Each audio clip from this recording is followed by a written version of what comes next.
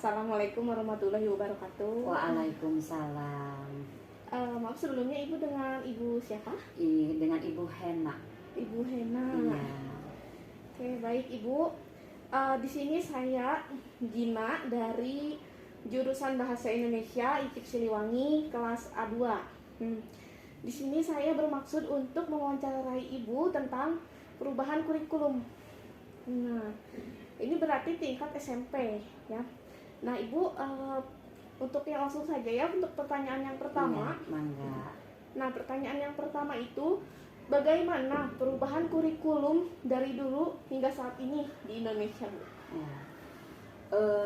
Kurikulum di Indonesia dari dulu sampai sekarang sudah mengalami beberapa kali perubahan. Nanti secara konkretnya silakan di searching lagi kurikulum apa saja yang sudah berlaku di negara kita. Yang bisa Ibu sampaikan di sini supaya tidak salah ya, mulai dari kurikulum KBK 2004, kemudian kurikulum yang sedang berlaku sekarang 2013, kemudian datang pandemi ada kurikulum darurat, dan yang baru yang akan diberlakukan yaitu kurikulum merdeka. Nah, esensinya perubahan itu dibutuhkan.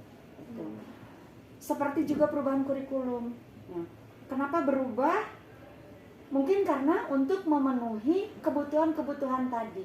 Zaman yang sudah berubah, kemudian media ajar juga berubah, kemudian tempat, ruang, dan waktu siswa juga karena pandemi ini mengalami perubahan gitu. Jadi makanya perubahan itu mutlak atau wajar berlaku, dibutuhkan untuk kebaikan kita.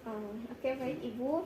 Untuk pertanyaan yang kedua, ya, bagaimana pendapat Ibu tentang implementasi pembelajaran pada kurikulum Merdeka Belajar ini, Bu? Implementasi kurikulumnya atau Merdeka Belajarnya? Implementasi Merdeka Belajarnya. Oke. Implementasi kurikulum Merdeka Belajar khusus di SMP Negeri 9 ini belum diberlakukan. Tetapi dari sekarang kami sudah belajar dan diarahkan untuk memberlakukan azas atau moto atau gerakan dan pandangan Merdeka Belajar. Merdeka Belajar itu sendiri isinya berupa pemikiran-pemikiran Ki Hajar Dewantara tentang dasar-dasar pendidikan atau konsep-konsep dalam dunia pendidikan.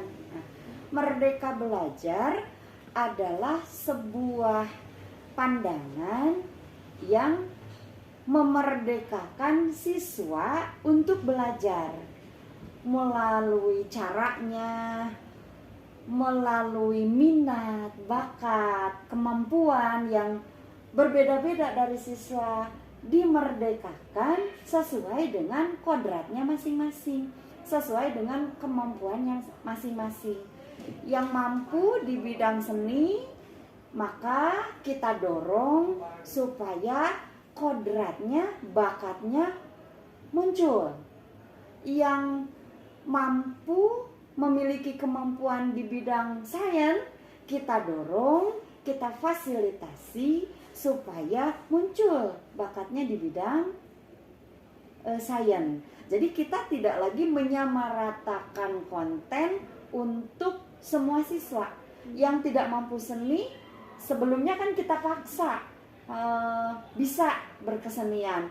Yang tidak mampu di matematika dan IPA kita paksa ikut sehingga beberapa mengalami gugup, takut menghadapi hal tersebut. Dulu istilahnya ujian. Nah, sekarang konsep Merdeka Belajar itu kita gunakan betul-betul untuk mengangkat harkat derajat siswa menempatkan pada kodratnya seperti itu. Sedangkan untuk implementasinya sendiri di SMP Negeri 9 belum diberlakukan. Implementasi kurikulum merdekanya di SMP Negeri 9 belum diberlakukan. Rencananya kapan Ibu diberlakukan? Karena kepala sekolahnya mempunyai hambatan pada masa kerja berdasarkan persyaratan sekolah penggerak, jadi beliau tidak bisa mengikuti kegiatan sebagai kepala sekolah penggerak. Maka kami SMP Negeri 9 akan mendaftar secara mandiri untuk mengimplementasikan kurikulum merdeka melalui proses sosialisasi dengan guru, konsultasi dengan dinas pendidikan. Nah, sosialisasi dengan guru sudah ditempuh, tetapi pada tataran konsultasi Bapak Kepala Sekolah sedang menempuh itu, dan direncanakan besok ada kunjungan dari Bapak Kepala Dinas untuk mengisi acara sebagai narasumber di kegiatan sekolah. Nah, pada saat itu, pada momen itu akan digunakan oleh sekolah untuk berkonsultasi kepada Bapak Kepala Dinas gitu. Nah, setelah itu tahapannya adalah kepala sekolah melakukan registrasi.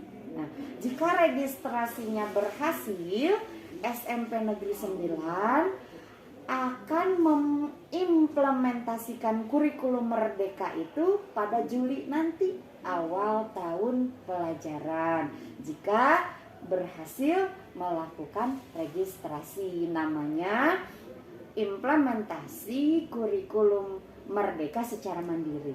Seperti itu. Iya, baik. Sudah cukup jelas Ibu semuanya. Terima kasih banyak atas Sama-sama. waktunya Ibu. Mohon maaf Sama-sama. mengganggu waktunya. Enggak. Ya, mungkin untuk saat ini sekian dulu. Assalamualaikum warahmatullahi wabarakatuh. Waalaikumsalam warahmatullahi wabarakatuh.